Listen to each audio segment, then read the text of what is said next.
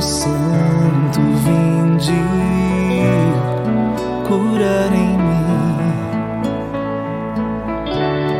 Espírito Santo, vinde curar em mim. Espírito Santo, vinde falar em mim.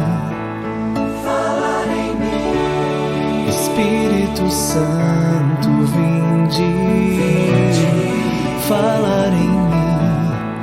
Vinde curar, vinde libertar nossos corações de toda opressão. Vinde transformar, vem incendiar, traz fogo do céu neste lugar. Incendeia minha alma, incendeia minha alma, incendeia minha alma, Senhor.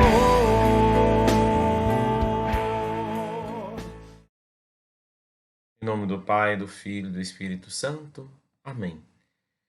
Hoje, encerrando a nossa breve fala sobre os dons, escutaremos o último dom, que é o temor de Deus. Temor não é temer, né? Temer, se nós formos simplificar, é ter medo. Então nós não devemos ter medo de Deus. Deus é Pai e Deus é amor. Ele quer a nossa salvação e nos perdoa sempre. Por isso não há motivo. Nós não temos medo de quem amamos e vice-versa. O temor de Deus é o dom do Espírito Santo que nos recorda como somos pequenos diante de Deus e do seu amor. E que o nosso bem está no nosso abandono, com humildade, respeito e confiança nas suas mãos. Este é o temor de Deus. O abandono da bondade do nosso Pai que nos ama imensamente. Ou seja, o temor de Deus nos convida à humildade, a reconhecermos que Deus, que Cristo é o Senhor de tudo, e logo nós devemos permitir ser conduzidos por Ele, e não vivermos uma vida de egoísmo, de orgulho, de vaidade, de prepotência. Quando o Espírito Santo faz a sua morada no nosso coração, infunde-nos consolação e paz, levando-nos a sentir como somos, pequeninos, criança, né, olhando o Evangelho. Tão recomendado por Jesus no Evangelho, de quem põe todas as suas preocupações e expectativas em Deus, sentindo-se abraçado e sustentado pelo seu calor e pela sua salvaguarda, precisamente como criança com seu Pai. Ou seja, nós somos convidados pelo temor de Deus a nos colocarmos inteiramente, completamente, absolutamente nas mãos de Deus. Claro, e se colocar nas mãos de Deus, Deus não está tirando de nós a nossa autonomia, a nossa liberdade, as nossas possibilidades, mas nós nos colocamos naquela dimensão de fazer a vontade dele, nós nos tornamos dóceis a ele.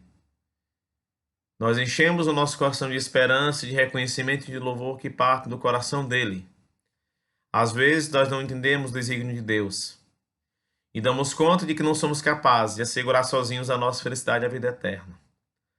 Mas é na experiência dos nossos limites, da nossa pobreza, do nosso abandono, que o Espírito nos conforta. Nós estamos vivendo um tempo de isolamento em que nós sentimos saudade da Eucaristia, da igreja, dos nossos irmãos. E mais do que nunca nós devemos procurar o consolo do Espírito Santo. Não é à toa que ele também é chamado de Consolador, de Advogado, de Paráclito, porque ele vem ao nosso encontro. E é fundamental que a gente tenha sede do Espírito Santo para ele preencher o nosso coração. Não para que a gente esqueça completamente a Eucaristia, não para que a gente possa viver o resto da vida nesse isolamento, mas para que o Espírito Santo, ao mesmo tempo que nos consola, ele nos prepara para um retorno. Porque ele faz termos conscientes de que tudo é graça e que a nossa verdadeira força consiste em seguir Jesus Cristo. Em deixar que o Pai derrame em nós a sua bondade e a sua misericórdia. Por isso, abramos o coração para receber a bondade e misericórdia de Deus. O coração deve permanecer aberto, para o perdão, a misericórdia, a bondade, os afagos do Pai. Porque nós somos filhos infinitamente amados. Mesmo que a gente tenha dificuldade de expressar esse afeto para o Senhor, nós somos amados por Ele. O amor de Deus, ele é independente do nosso amor. Mas, no entanto, o amor pede de nós um compromisso. É uma via vertical e uma via horizontal. O amor que eu recebo de Deus deve ser oferecido ao outro. E não há amor sem temor. Porque o amor ama. E o temor ele respeita. Ele tem consciência dos seus limites. Dentro da humildade, da docilidade, da obediência. Portanto, o temor de Deus ele não faz de nós cristãos tímidos, remissivos, mas cheios de alegria, de admiração, de coragem, de força, de disposição. É uma dádiva que faz de nós convictos, entusiastas. Estamos seguindo a Jesus Cristo não por medo, mas comovido, conquistado pelo seu amor. E é importante que a gente deixe ser contagiado, envolvido, tocado por esse amor.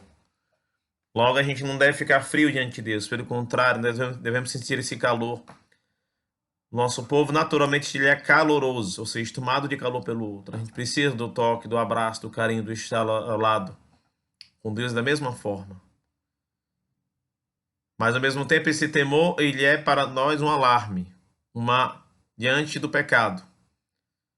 Quando uma pessoa vive no mal, quando blasfema contra Deus, quando explora o próximo, quando tiraniza contra ele, quando vive só para o dinheiro, o temor alerta-nos, atenção.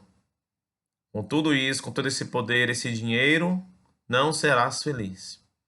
Ou seja, perceber que a nossa vida ela precisa daquilo que é essencial, não daquilo que é material. Precisa daquilo que é fundamental para a nossa vida, mas não aquilo que nos engana. O dinheiro, a vaidade, o poder, o orgulho. E isso não garantirá de nós a vida eterna, nem a felicidade plena, nem aqui nem no céu. Por isso, um dia quando nós estivermos ao lado de Deus, quando nós passarmos pela morte, chegarmos à experiência do encontro com o Pai, nós só levaremos o amor que Deus nos concedeu, mas também o amor que nós oferecemos ao outro, o amor que nós aceitamos, o amor que nós compartilhamos para com os próximos, sobretudo os mais carentes. E aí eu fecho essa fala recordando o Salmo 34, que ele nos diz: quando um pobre invoca o Senhor, ele atende-o, liberta-o de todas as angústias. O anjo do Senhor assenta os seus arraiais em redor dos que o temem e o salva.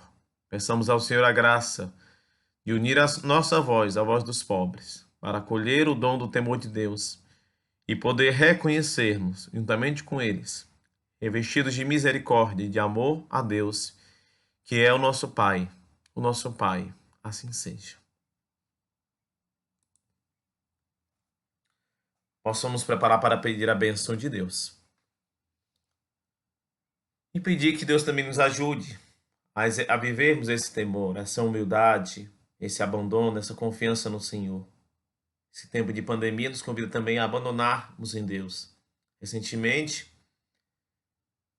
a igreja acolheu o segundo milagre do beato Charles de Foucault. E ele tinha uma belíssima oração que falava sobre o abandono. E alguém pode falar, mas padre, quem era aquele homem, Charles de Foucault? Quem é esse homem todo, né?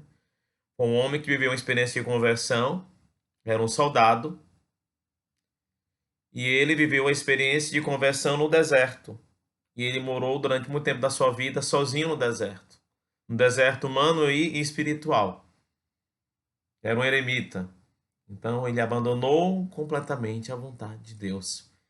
Há uma vida tomada pela simplicidade, na sua radicalidade em tudo. Né? Eu tive a experiência de conhecer algumas irmãs que eram daquela espiritualidade, daquele carisma, e elas viviam o extremo da simplicidade. Né? Na casa delas não tinha televisão, na casa delas não tinha nem meio de comunicação, e elas viviam no meio de uma favela muito pobre de Fortaleza. E aquelas irmãs, certa vez eu tomei conhecimento, elas já tinham idade avançada, e para elas colocarem um chuveiro, né, um chuveiro comum dentro de casa, elas pediram permissão à superiora geral. Né? Chuveiro comum, não era chuveiro elétrico, né? Enfim. Então, aquelas mulheres, aquele futuro santo, viveu a dimensão do abandono, viveu a dimensão de confiar inteiramente em Deus, a dimensão de reconhecer esse pequeno e saber que era simplesmente filho de Deus, amado por Deus. Então, que possamos também, nesse tempo em que a gente está privado de tantos prazeres, de tantas alegrias, de tantos exageros, que a gente possa se alegrar com a simplicidade, que a gente possa se alegrar com as pequenas coisas, com aquilo que nós temos, para daqui a pouco, com a graça de Deus, se alegrar com o maior presente que Deus pode nos dar, que é a própria Eucaristia, que é o estar na igreja.